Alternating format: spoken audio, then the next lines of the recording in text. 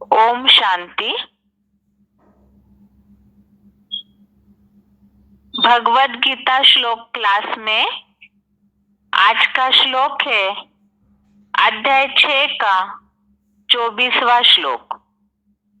अध्याय 6 श्लोक नंबर 24। श्लोक है संकल्प प्रभवान कामान त्यक्त्वा सर्वान् शेषतः मनसैवेन्द्रियग्रामं विनियम्य समन्ततः। श्लोक दोबारा। संकल्प प्रभवान कामान त्यक्त्वा सर्वान् शेषतः मनसैवेन्द्रियग्रामं विनियम्य समन्ततः।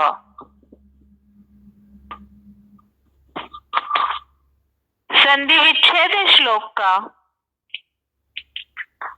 संकल्प प्रभवान कामान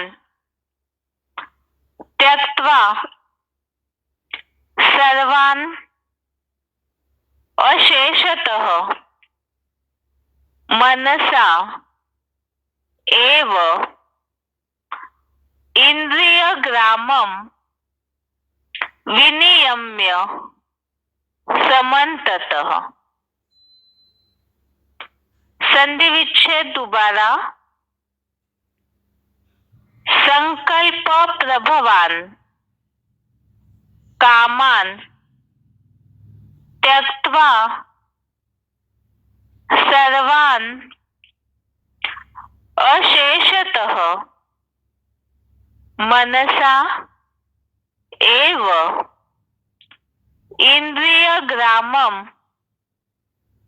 विनियम्य समन्ततः।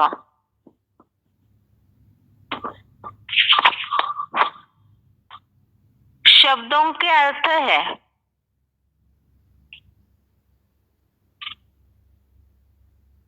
पहला शब्द है संकल्प प्रभवान सर्वान कामान।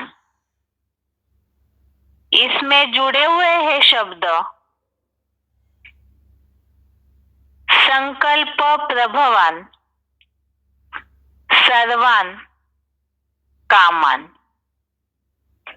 संकल्प प्रभवान अर्थात संकल्प से पैदा, सर्वान अर्थात सब, कामान अर्थात कामनाओं को, अशेषतः अर्थात पूरी तरह, त्यक्त्वा अर्थात त्याग कर,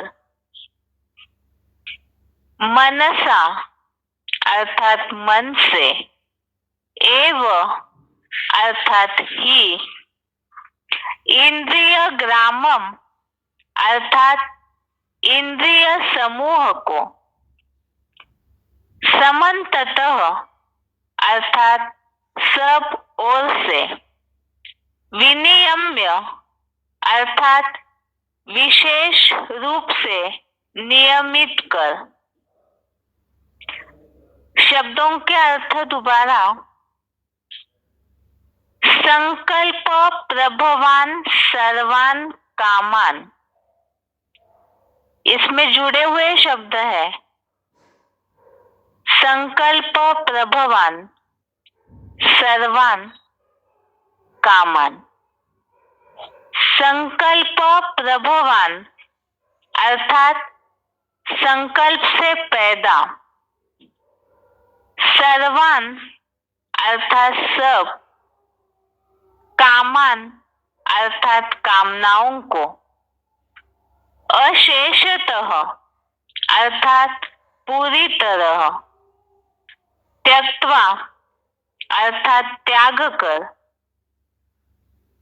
मनसा अर्थात मन से, एव अर्थात ही, इंद्रिय ग्रामम अर्थात इंद्रिय समूह को, समन्ततः अर्थात सब ओर से, विनियम्य अर्थात विशेष रूप से नियमित कर। श्लोक का अर्थ है, संकल्प से पैदा सब कामनाओं को पूरी तरह त्याग कर मन से ही इंद्रिय समूह को सब ओर से विशेष रूप से नियमित कर।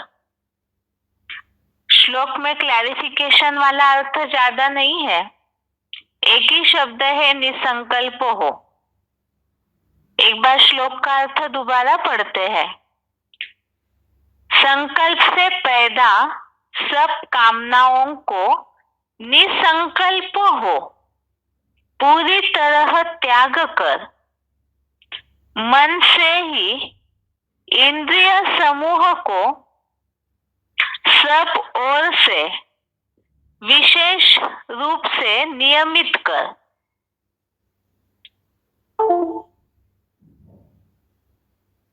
आत्म संयम योग में आत्मा को किस तरह संयमित करना है उसके बारे में यहाँ विधि बताई जा रही है।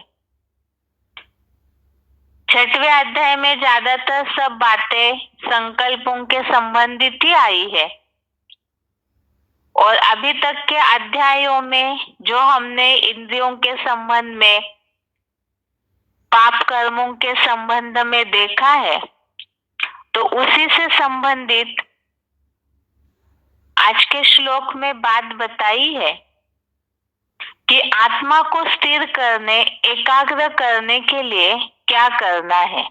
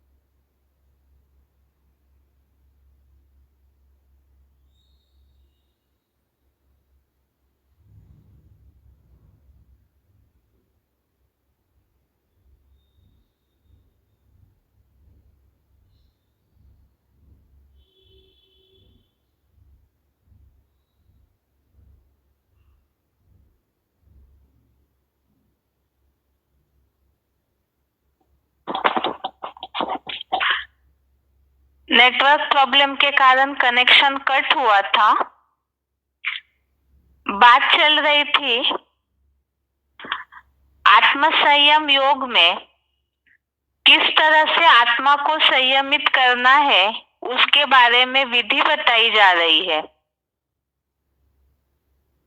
और जैसे कि आत्मा शरीर से जुड़ी हुई है, तो इसीलिए ही आत्मा को संयमित करने के लिए क्या करना होगा, ये बात के लिए जैसे कि आज के श्लोक में बताया है।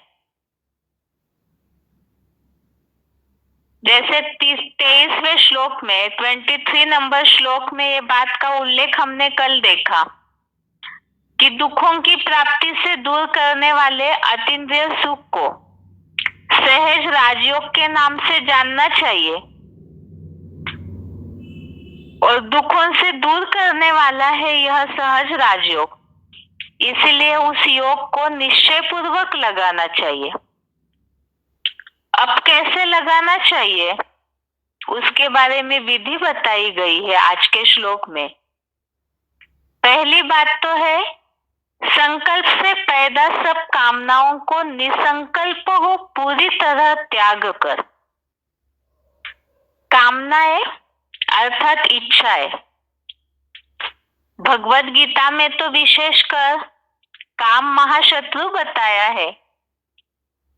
तो काम महाशत्रु अर्थात केवल एक ही विकारी भावना वाली काम महाशत्रु की बात नहीं, अनेक प्रकार की कामनाएं हैं जो कि मन को चंचल कर देती है और वो संकल्पों में ही पैदा होती है। इसीलिए संकल्प से पैदा सब कामनाओं को पूरी तरह त्याग कर। इसी के लिए दूसरा शब्द भगवत गीता में आया है, इच्छा मात्रम अविद्या। सब कामनाओं को, कामनाएं अर्थात इच्छाएं, पूरी तरह त्याग कर निसंकल्प हो, अर्थात संकल्प भी न चले, ऐसे बिल्कुल ही संपूर्ण रीति से कामनाओं को, इच्छाओं को त्यागना, इसी का दूसरा शब्द है इच्छा मात्रम अविद्या। इच्छाओं की, कामनाओं की बिल्कुल अविद्या हो जाए।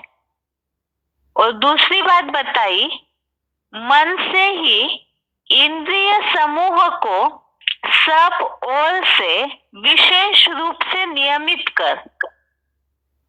अब इच्छाएं मन में पैदा होती है और साथ ही साथ वो इच्छाएं निर्माण होने का कारण क्या है? इंद्रिय अपना विषय भोग लेना चाहती है और उसी के लिए ही मन में कामनाएं, इच्छाएं निर्माण होती है। इसीलिए बताया, अब वो इच्छाओं को त्यागना है, मन को संयमित करना है तो इच्छाओं को त्यागना है। और इच्छाएं इंद्रियों के विषय भोगों के लिए निर्माण होती है। इसीलिए बताया, मन से ही इंद्रिय समूह को सब ओर से विशेष रूप से नियमित कर। सब ओर से विशेष रूप से अर्थात अच्छी तरह से नियमित करना है, अर्थात उन्हें संयमित करना है, कंट्रोल में रखना है। अब इंद्रिय समूह को, ये शरीर रूपी पुरी है, शरीर रूपी नगर है, और इसमें जो इंद्रिया है, 5 ज्ञानेंद्रिया है, 5 कर्मेंद्रिया है। इसके बारे में हम इसके पहले भी कई बार देखे हैं, मुरलियों में भी हम सुनते ही है। कान, नाक, आंख आदि ज्ञानेंद्रिया, हाथ पांव, इसके अलावा और कर्मेंद्रिया। तो ये सारे ही इंद्रिय समूहों को सब ओर से विशेष रूप से नियमित कर। अब इन्हें नियमित करना है, अर्थात क्या करना है?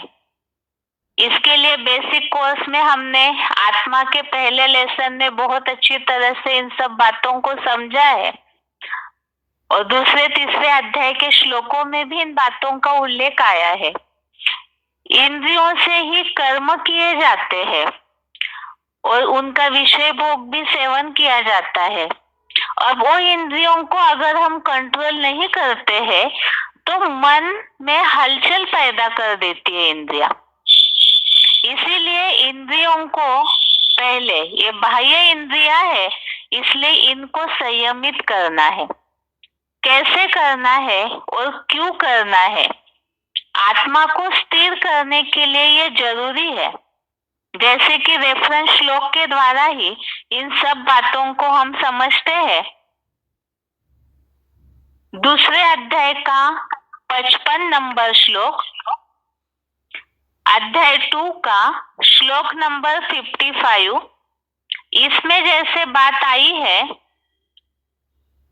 मनसा संकल्पों में चलने वाली सभी कामनाओं को मनुपुत्र मानव जब भली भांति त्यागता है तब आत्मस्टार में संतुष्ट रहता है और स्थिर बुद्धि वाला कहा जाता है।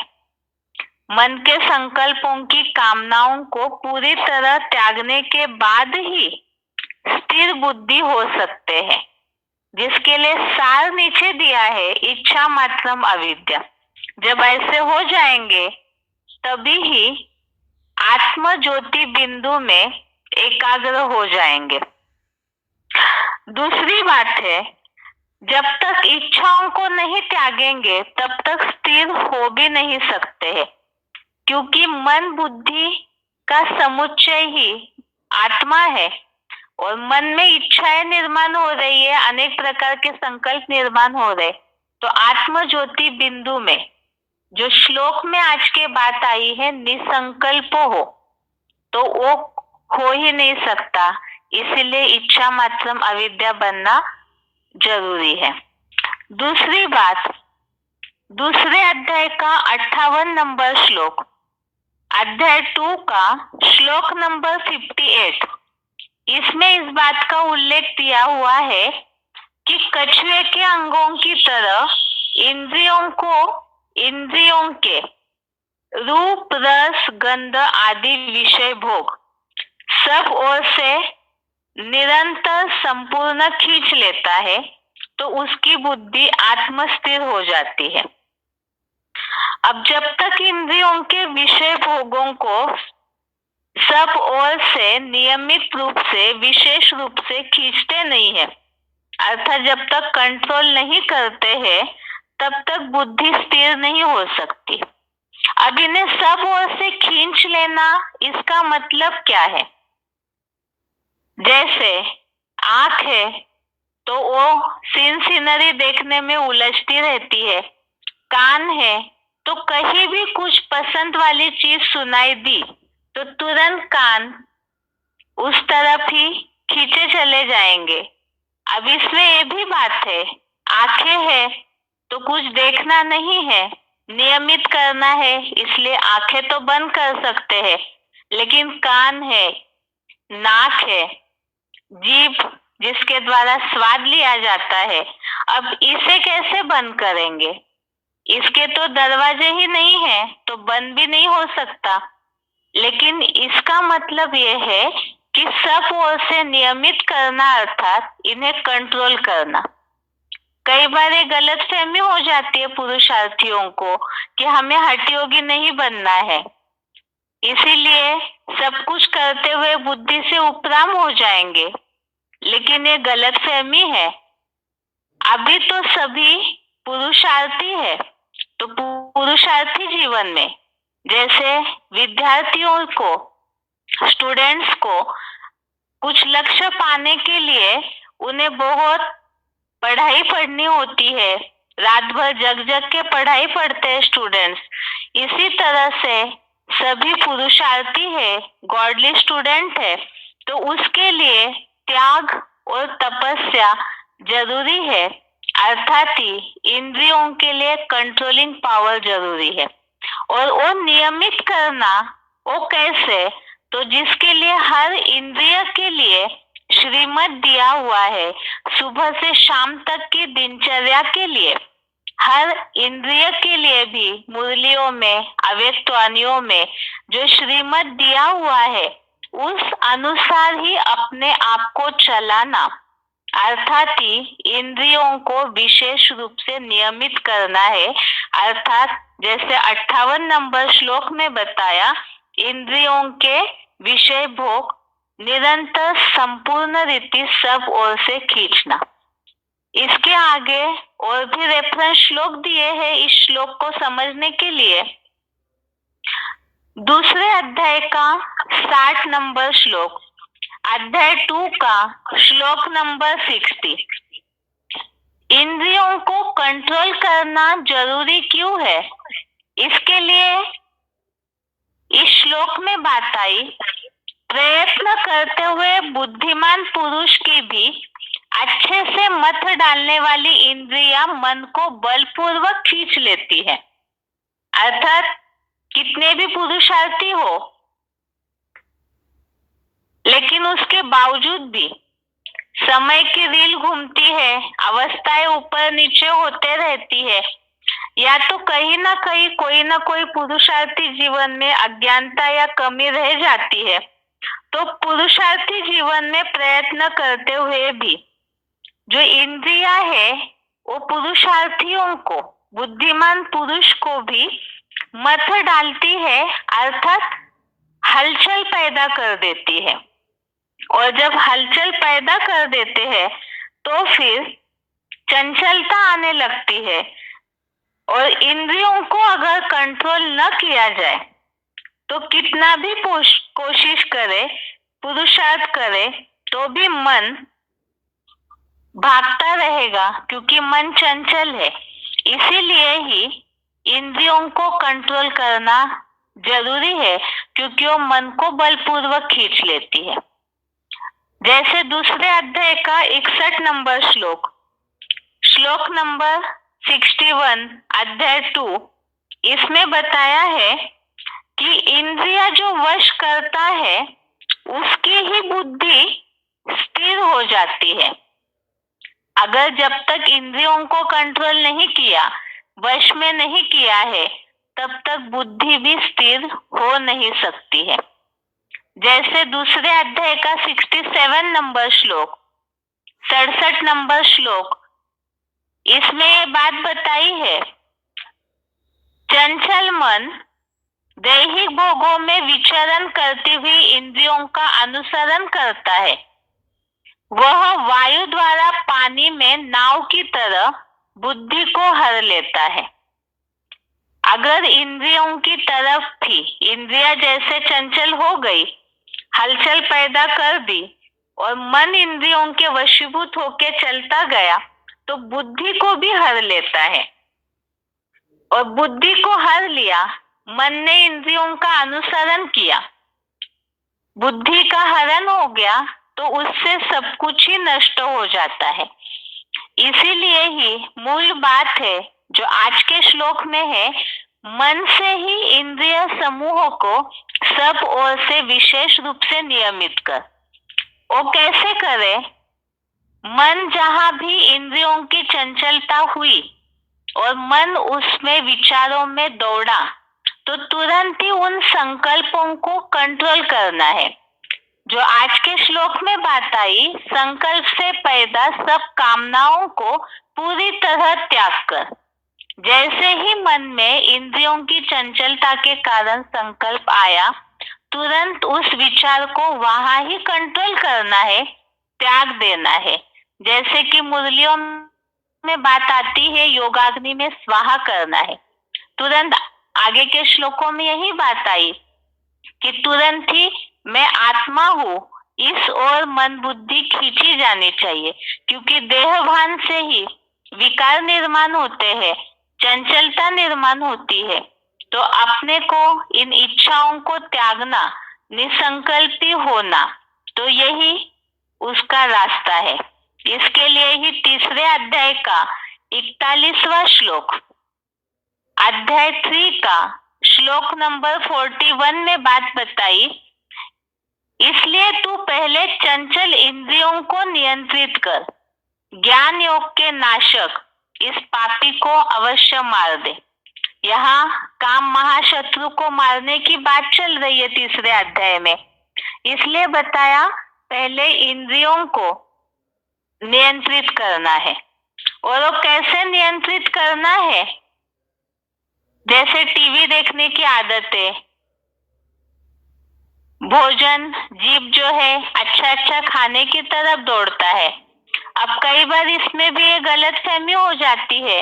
ज्ञान में चलते चलते हम अन्न दोष को तो मेंटेन कर रहे हैं, लेकिन इसमें भी जो भगवत गीता में 6वें अध्याय में बात चल रही है, पूरी तरह निसंकल्प होने की, सारे संकल्पों को त्यागने की, तो उसके लिए तो एडवांस नॉलेज में विशेष रूप से खान पान के लिए मुरलियों में जो शिव बाबा ने श्रीमत दिया है, तो उन सब बातों को जितना जितना धारण करते जाएंगे, अर्थात इंद्रियों को नियंत्रित करते जाएंगे, कामनाओं को, इच्छाओं को पूरी तरह से त्यागते जाएंगे, तो अपने आप ही बुद्धि धीरे धीरे करके स्थिर होती जाएगी।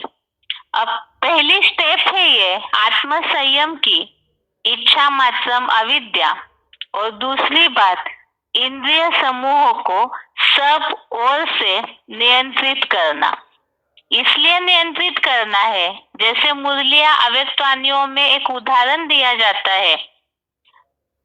आजकल की कलयुगी दुनिया में जो चोर है, वो थोड़ा सा भी गेट कहीं खुला है, गेट ही नहीं, खिड़की का अगर थोड़ा सा कहीं दरवाजा की लीक भी अगर खुली है, तो उतना ही रास्ता ढूंढ के वो तुरंत ही दरवाजा खिड़की तोड़ना शुरू करते हैं और अंदर आक्रमण करके सब लूट के ले जाते हैं। इसी तरह से ये इंद्रिया जो है, इसमें माया कहीं ना कहीं पहले संकल्प के रूप में ही निर्माण होती है, और थोड़ी सी चंचलता के कारण ही, थोड़ा सा भी गेट खुला मिला तो फिर पूरी तरह से ही वो बुद्धि को, जो हमने श्लोकों में उदाहरण देखा कि इंद्रियों में चंचलता निर्माण हुई, मन हलचल में आया और बुद्धि को हर लेता है, और बुद्धि हर ली गई तो पूरी तरह निर्णय शक्ति के नष्ट होने से सब कुछ नष्ट होता है।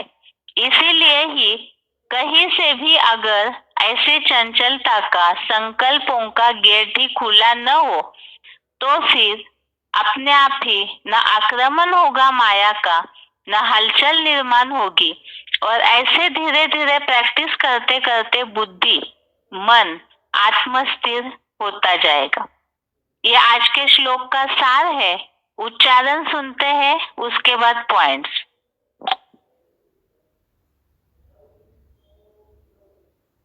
संकल्प प्रभवान कामा त्यक्त्वा सर्वान् शेषतः मनसैवेन्द्रियग्रामो विनियम्य समन्ततः।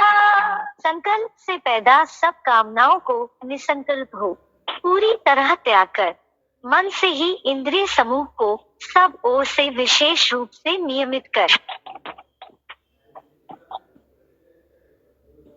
संकल्प प्रभवान कामा त्यक्त्वा सर्वान् शेषतः मनसैवेन्द्रियग्रामो विनियम्य समन्ततः। संकल्प से पैदा सब कामनाओं को निसंकल्प हो पूरी तरह त्याग कर मन से ही इंद्रिय समूह को सब ओर से विशेष रूप से नियमित कर। आगे है पॉइंट्स। वार्तालाप नंबर 1634, डिस्कशन नंबर 1634। मन में संकल्प आने के बाद इंद्रियों में हलचल होती है।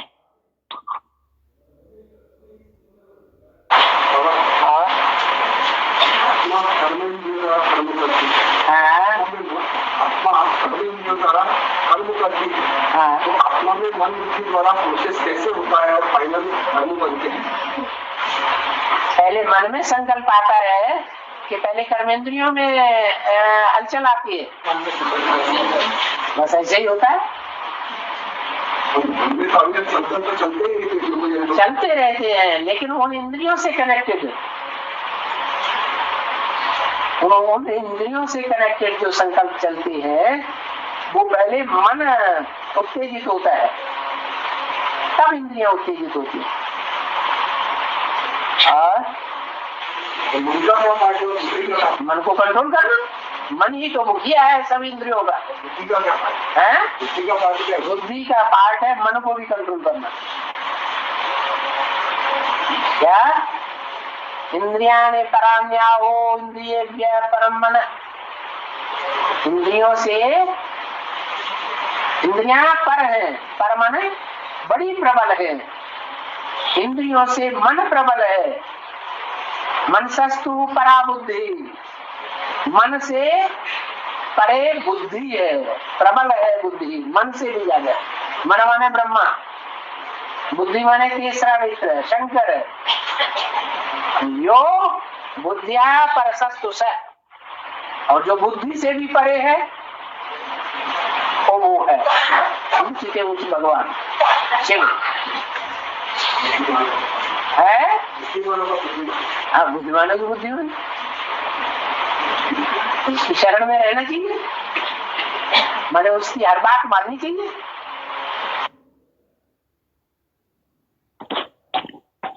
आगे का पॉइंट है selected point number 1032। Selected point number 1032 इंद्रियों को साधना अर्थात कंट्रोल करना है। जितना जितना कर्म इंद्रियों से सुख भोगेंगे, ज्ञान इंद्रियों से सुख भोगेंगे, तो कुछ न कुछ पतन जरूर होगा। वो चाहे देवताएं हो, चाहे क्षत्रिय हो, चाहे वैश्य हो, चाहे शूद्र हो, एक को भी ये कला नहीं आती है कि सुख भी भोगे और नीचे नीचे न गिरे। ये सिर्फ संगम युग ही है जो बाप आकर के हमको ऐसी कला सिखलाते हैं। क्या कलाबाजी सिखलाते हैं? ऐसा बैलेंस सिखलाते हैं,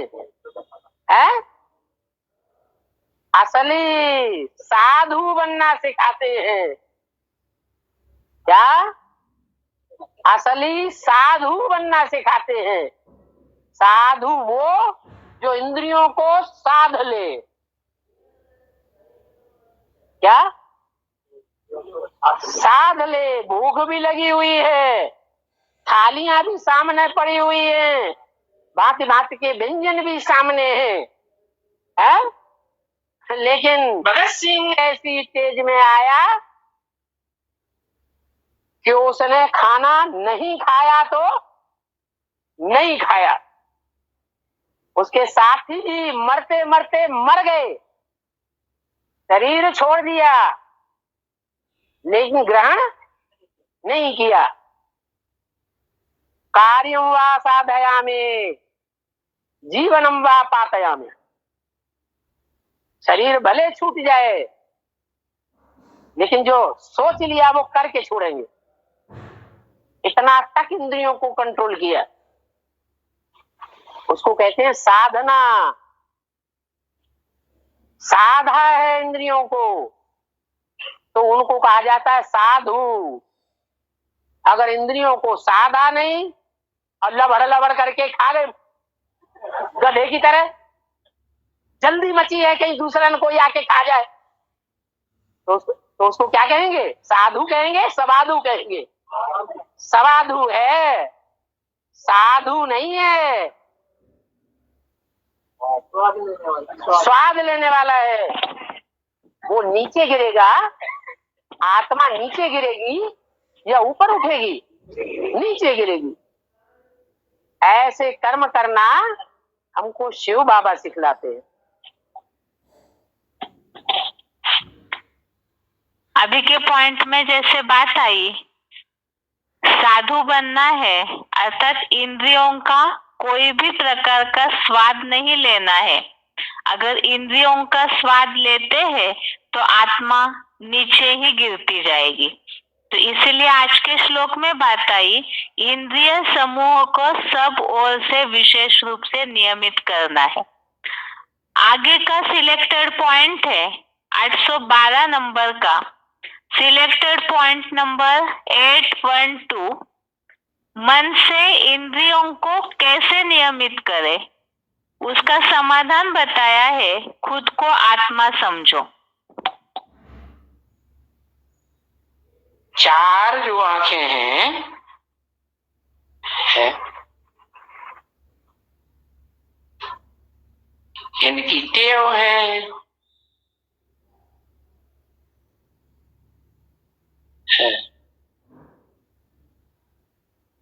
क्योंकि नाम रूप को देखती है ना। चार क्यों कहा?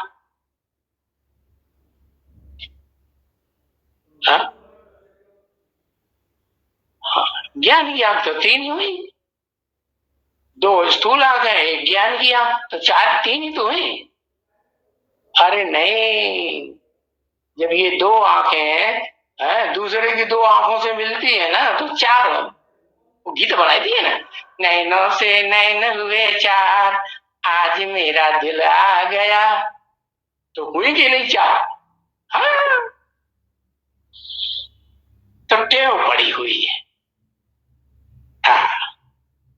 आंखें मिलाने की आदत है, क्योंकि नाम रूप को देखती है ना।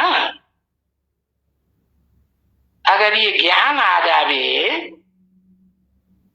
कि हम ये देह की कोई स्थूल आंखें नहीं है, हम तो आत्मा है, और हम भी आत्मा है, और हम आत्मा से ही सब कुछ करते आए। अभी हमको आत्माओं को अपने बाप का परिचय देना है। ये सिर्फ बुद्धि में, मगज में पूरी बात आ जावे, और दूसरा जो है वो चंचलता आंखों की छोड़ देवे,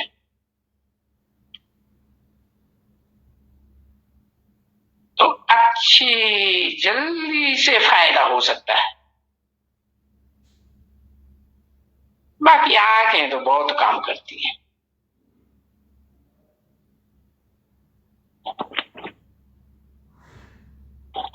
आगे का पॉइंट है वार्तालाप नंबर 1195, डिस्कशन नंबर 1195, 17 मिनट के बाद से लिया हुआ पॉइंट है, मन और इंद्रियों का कनेक्शन। ग्रहण करते हैं, मनुष्य उसे कहा जाता है जो मन का उपयोग करता है। काय का उपयोग करता है? मन का। इंद्रियों का उतना उपयोग नहीं करता। इंद्रियां कितनी है? 10 इंद्रियां। मन इंद्रिय नहीं है? मन भी इंद्रिय है, लेकिन वो सूक्ष्म इंद्रिय है। क्या? हाँ, न कर्मेंद्रिय है न ज्ञान इंद्रिय है, लेकिन सूक्ष्म इंद्रिय है। ऐसी सूक्ष्म और पावरफुल है कि उसका मिसाल ब्रह्मा से दिया गया। किसे दिया गया? ब्रह्मा मन है। उस इंद्रिय के बगैर कोई इंद्रिय अपना भोग ही नहीं सकती। क्या? नहीं समझे? कोई भी इंद्रिय से जब हम भोगते हैं, अगर मन उसमें नहीं लगेगा तो वो भोगा हुआ याद रहेगा? नहीं याद रहेगा।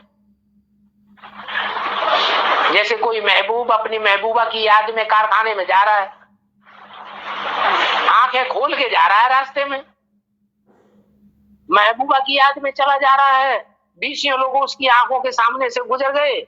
उससे आखिर में पूछा जाता है, तुमने रास्ते में आते जाते किसको को देखा? तो कहता हमें याद नहीं है किसको देखा। क्यों नहीं देखा? क्या रास्ता आंखें खोल के नहीं देख रहा? बंद आंखें करके जा रहा था, है? आंखें खोल के जा रहा था ना, फिर उसे याद क्यों नहीं आ रहा है? क्योंकि मन महबूबा में लगा हुआ था। आंखों के सामने से जो गुजर गए उनमें मन था ही नहीं। तो ऐसे ही जैसे आंख का मिसाल दिया ऐसे ही और इंद्रियों का भी हिसाब है। अगर मन को उन इंद्रियों के विषय भोग में लगाएंगे तो वो विषय भोग याद आएंगे, फिर कर्म बंधन बंध जाएगा। अगर मन परमात्मा बाप की याद में लगाएंगे तो कर्मों का हिसाब किताब बनेगा ही नहीं। कर्म अगर कुछ होंगे भी तो वो भी भस्म हो जाएंगे।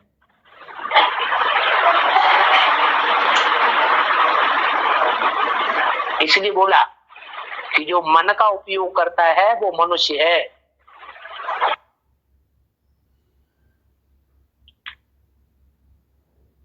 पॉइंट में जैसे बात आई है कि मन को इंद्रियों के विषय भोगों में न लगाकर भगवान की ओर ले जाना है, इसी तरह आज के श्लोक में जो बात आई कि मन से इंद्रिय समूह को विशेष रूप से नियमित कर, तो मन अगर बुद्धियों पूरा ही भगवान में लगा रहेगा तो इंद्रियों को साधना अपने आप सहज होगा।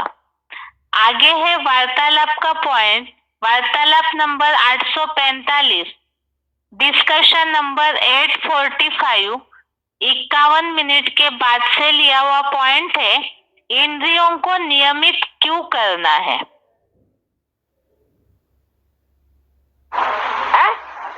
हाँ, और आज के पुरुषार्थी जीवन में ही अगर आपने अपथ्य करना शुरू कर दिया, आप संपन्न स्टेज नहीं प्राप्त किए और आप मांस मदिरा खाते रहेंगे, वैश्यावृत्ति करते रहेंगे, जुआ खेलते रहेंगे, सिनेमा देखते रहेंगे, उपन्यास पढ़ते रहेंगे, तो आप विजय पालेंगे? अरे पाएंगे या नहीं पाएंगे? हैं? अब सब लोग बोल रहे हैं आसपास वाले, वो तो बोलते ही नहीं पाएंगे ना। फिर जो भी नियम है ब्राह्मणों के जीवन के ईश्वरीय ज्ञान में बताए हुए, उन नियमों को कठोरता से फॉलो करना है। अगर कठोरता से फॉलो नहीं करेंगे, कायदे को नहीं अपनाएंगे, तो जितना कायदा उतना ही फायदा होगा। बाद में नहीं कहना कि हमसे तो किसी ने बताया ही नहीं।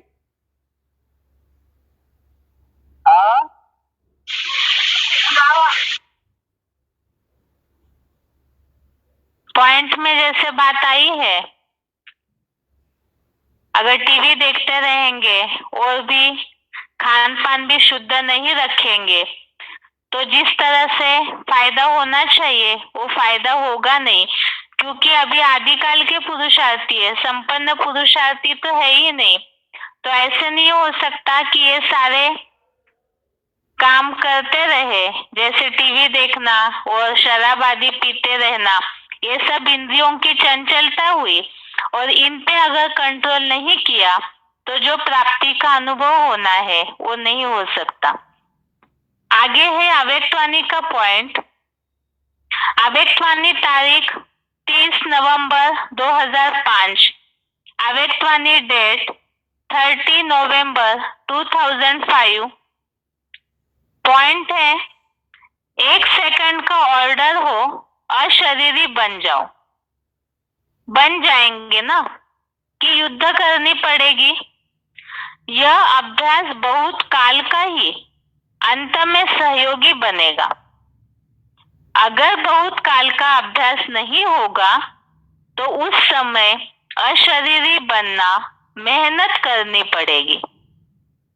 इसलिए बाप दादा यही इशारा देते हैं कि इस अभ्यास को सारे दिन में कर्म करते हुए भी अभ्यास करो। इसके लिए मन के कंट्रोलिंग पावर की आवश्यकता है। अगर मन कंट्रोल में आ गया तो कोई भी कर्मेंद्रिय वशीभूत नहीं कर सकती। इंद्रियों को नियमित क्यों करना जरूरी है?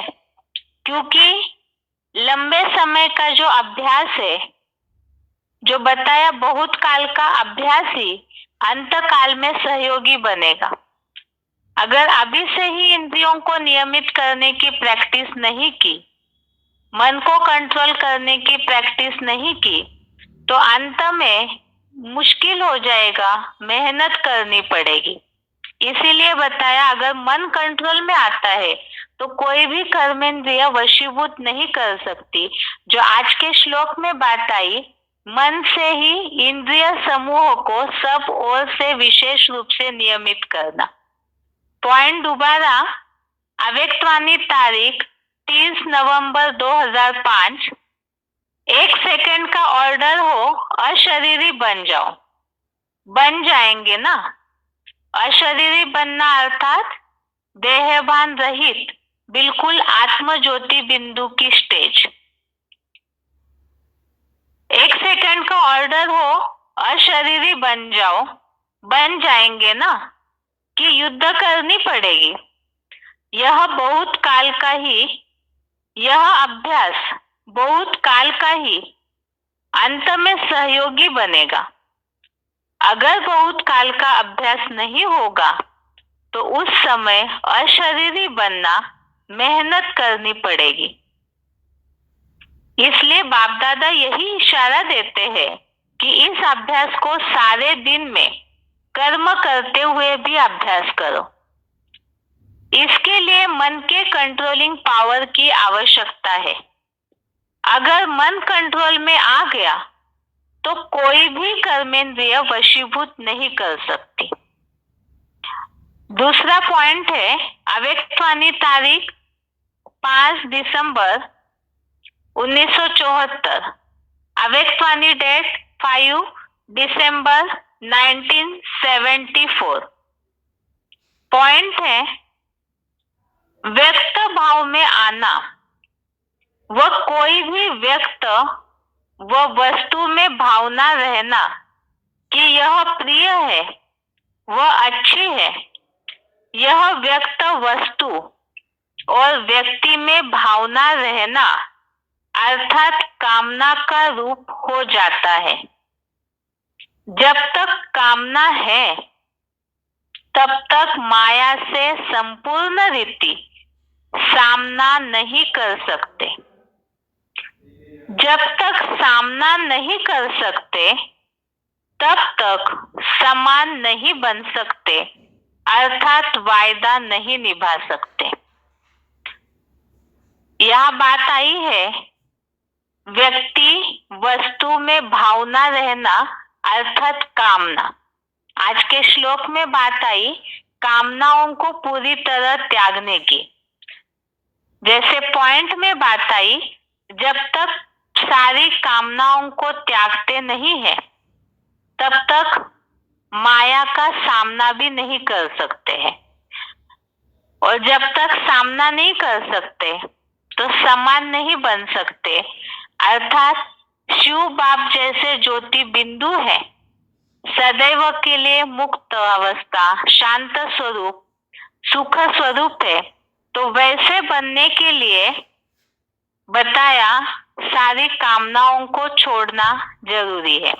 पॉइंट दोबारा, अव्यक्तवाणी तारीख 5 दिसंबर 1974।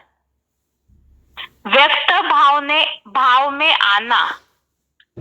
व्यक्त भाव में आना वह कोई भी व्यक्त व वस्तु में भावना रहना।